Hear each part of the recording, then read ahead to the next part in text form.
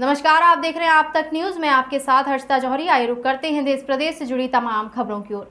संजय गुप्ता निवासी नगेटा road railway गंज की दुकान पर नई उम्र के 3 अज्ञात लड़के पैदल आए और वहां बैठे कर्मचारी मुकेश से दाल खरीदने के बहाने बलपूर्वक कथित रूप से 1.5 लाख रुपए लूटकर पैदल ही भाग गए। सीसीटीवी फुटेज में 3 लड़के दिख रहे हैं जिन्होंने घटना को अंजाम दिया। पहचान करने को टीमें लगाई गई हैं। अविलंब घटना का खुलासा किया जाएगा। यह प्रकरण थाना कोतवाली शहर जनपद हरदोई का है।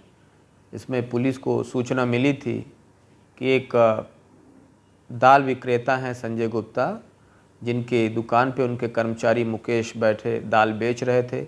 इसी दरमियान 3 नई उम्र के लड़के पैदल आते हैं और इनसे दाल खरीदने के बहाने मौका पा करके बलपूर्वक करीब 1,50,000 रुपये छीनकर पैदल ही गलियों में भाग जाते हैं। इस सूचना पर तत्काल हमारी कोतवाली शहर पुलिस टीम सीओ सिटी मौके पर पहुँचे। तमाम सीसीटीवी फुटेज देखे गए हैं जिसमें महत्वपूर्ण सुराग मिले हैं। उस आधार पर और कर्मचारी मुकेश के बयानों के आधार पे बहुत जल्द ही हम इस घटना का खुलासा करेंगे और इन लुटेरों को गिरफ्तार किया जाएगा, बरामदगी की जाएगी। किसी भी दोषी को कतई बख्शा नहीं जाएगा।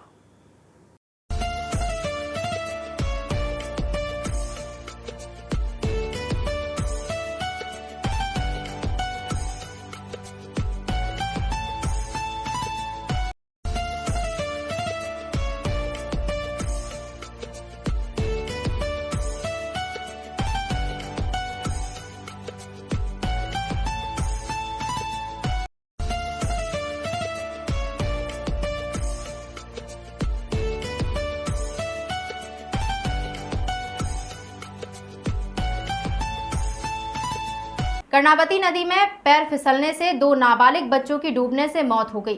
थाना विंध्याचल की पुलिस चौकी अष्टभुजा अंतर्गत कर्णावती नदी में रुद्राभिषेक के उपरांत पूजा पाठ की सामग्री को प्रवाहित करने गए सत्यम दुबे पुत्र महेशधर दुबे निवासी महुआरी खुर्द थाना विंध्याचल मिर्जापुर उम्र करीब 16 वर्ष व ऋषि चौबे पुत्र मनोज चौबे निवासी सीतामढ़ी बनकट थाना गोपीगंज भदौही उम्र करीब 10 वर्ष फिसलकर नदी में डूब गए।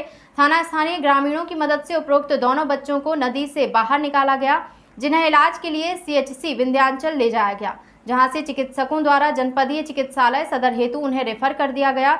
चिकित्सकों द्वारा सत्यम दुबे व ऋषि चौबे को मृत घोषित कर दिया गया। थाना विंध्याचल पुलिस द्वारा दोनों के शव को कब्जे में लेकर नियमानुसार अग्रिम कार्यवाही की जा रही है। घटना ये है कि कल हमारे यहाँ कुछ रुद्राभिषेक था। उसके बाद दोनों बच्चे गए उसका फूल माला नदी में प्रवाह करने के लिए, और वहाँ अचानक एक का पैर स्लिप कर गया और एक कपड़ा उतार करके बहाने जा रहे थे ऋषि, उनका पैर स्लिप कर गया और उनको बचाने के लिए दूसरे जो सत्यम है वो कपड़ा पहने कूद गए उनको बचाने के लिए, और लास्ट में दोनों लोग वहाँ पे डूब गए। डूब करके दोनों की, जो कि यहाँ जिला अस्पताल बताया गया कि उनकी जान चली गई है। दोनों की उम्र क्या थी भैया? दोनों की उम्र लगभग 15 साल 17 साल की उम्र थी दोनों की। रहने वाले कहाँ के थे? एक लोग महुआरी खुर्द आपके विंध्याचल थाना में अष्टभुजा चौकी में, एक लोग बनकट के हैं, बनकट यहाँ सीतामढ़ी के पास में वहाँ के। सर बताया क्या थाना विंध्याचल क्षेत्र में 2 लड़कों के डूबने की सूचना है, क्या है पूरा मामला? हाँ, आज सुबह 7:30 बजे जो है विंध्याचल थाना अंतर्गत जो है कर्णावती नदी में कुछ पूजा वगैरह कर रहे थे। उसके बाद जो है गंगा में प्रवाहित करने गए थे कुछ लोग सामग्री, और उसमें फिसल करके डूबने की सूचना मिली है। तो एक 16 साल का बच्चा है और एक 10 साल का बच्चा है। दोनों की जो बॉडी है वो रिकवर कर ली गई है। सीएचसी में उसको भर्ती कराया गया था, जहाँ डॉक्टर द्वारा उनको मृत घोषित कर दिया गया है और पंचायतनामा और पोस्टमार्टम की कार्रवाई कराई जा रही है। सब कहाँ के रहने वाले हैं दोनों को? एक जनपद भदोही का गोपीगंज का रहने वाला है और एक जो है यहाँ विंध्याचल थाना क्षेत्र का अष्टभुजा के आसपास का रहने वाला है।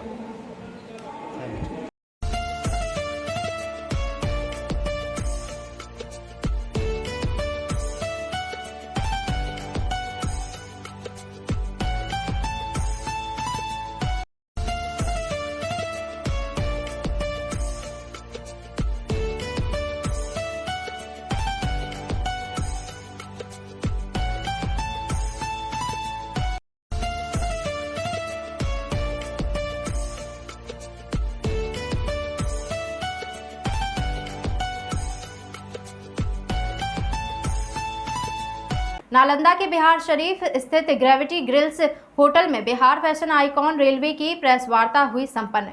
बताते चलें कि यह प्रेस वार्ता फ्रेंड फॉरएवर प्रोडक्शन के द्वारा आयोजित की गई थी, जिसमें आए गणमान्य अतिथियों ने अपनी सहभागिता दिखाते हुए होने वाले मॉडलिंग के क्षेत्र में इस शो को लेकर कई अहम बातों पर प्रकाश डाला। क्या कुछ है, पूरी खबर देखें हमारे इस रिपोर्ट में। मीडिया में हमको करेंगे, जैसे वेब सीरीज है, इसका मतलब ये नहीं कि हम मतलब अच्छी चीज़ें हैं, वेब सीरीज भी ऐसे वैसे भी जहाँ पे बच्चे कंफर्टेबल रहेंगे, खासकर गर्ल्स के लिए ना, गर्ल्स को हम ज़्यादा वो करेंगे कि हाँ गर्ल्स का हम ध्यान दे रखें, उनकी सारी चीज़ों को, और बॉयज़ कम्युनिटी को हम आगे कर रहे हैं। वर्क पे हमारा ज़्यादा फोकस है कि बस हमने रनवे करा दिया और बैठ जाना है, ऐसा नहीं है। तो जो भी बच्चे आएंगे उनको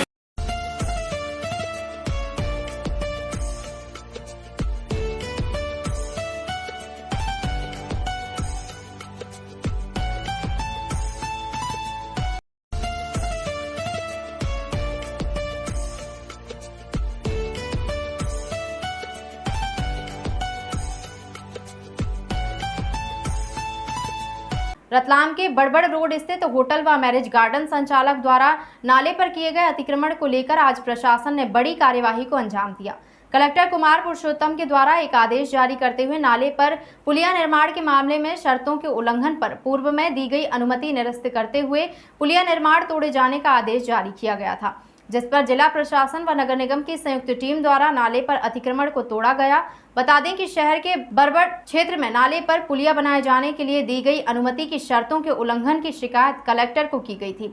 इस पुलिया निर्माण के लिए पूर्व कलेक्टर गोपाल चंद डाट द्वारा दी गई अनुमति कलेक्टर कुमार पुरुषोत्तम द्वारा निरस्त करते हुए नाले से अतिक्रमण हटाने के आदेश दिए गए, जिसके बाद अतिक्रमण हटाने की कार्यवाही भी की गई।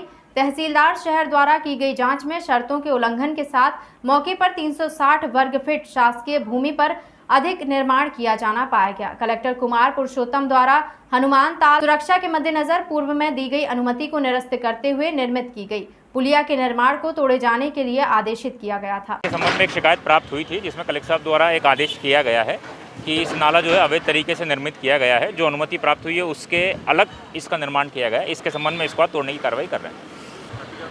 नहीं, अभी तो निर्देश केवल इसी के लिए प्राप्त हुए हैं कि इसको तोड़ना है। इसके अलावा नगर निगम और टीएनसी को इसके भी निर्देश दिए गए हैं कि अगर इस नाले के निर्माण के आधार पर अगर कोई और अनुमति अगर प्राप्त की गई है तो उसमें भी जो है वैधानिक कार्रवाई करना है। कितनी अनुमति दी हुई थी और कितने अवैध निर्माण किया? ये बेसिकली नाले को लेकर इनका कुछ समथिंग 360 स्क्वायर फीट के आसपास अतिरिक्त निर्माण था और जो शर्तें थी उसका उल्लंघन था। तो लोक निर्माण को कोई अनुमति वगैरह, नक्शा वगैरह अप्रूव वगैरह करवाया गया था? नहीं, वो नक्शा अप्रूवल नहीं था। मतलब अनुमति की शर्तों में ये था कि उसको नक्शा अप्रूवल कराना है किसी भी कार्यपालन यंत्री से, चाहे पीडब्ल्यूडी से या नगर निगम से, लेकिन उसका पालन नहीं किया गया था।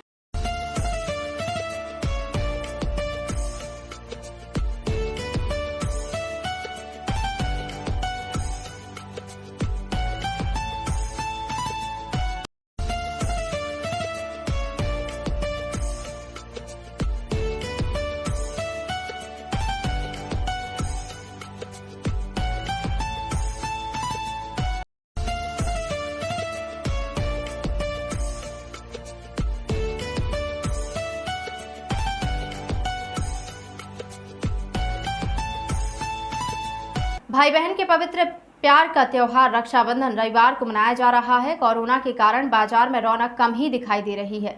रक्षाबंधन त्योहार पर बाजार में भीड़ जरूर दिखाई दी, लेकिन कोरोना काल के बाद बड़ी महंगाई और कोरोना काल में हुई मौत से त्योहार की रौनक फीकी पड़ गई। कोरोना की दूसरी लहर में मौत की बड़ी संख्या भी इस बार रक्षाबंधन पर असर पड़ा है।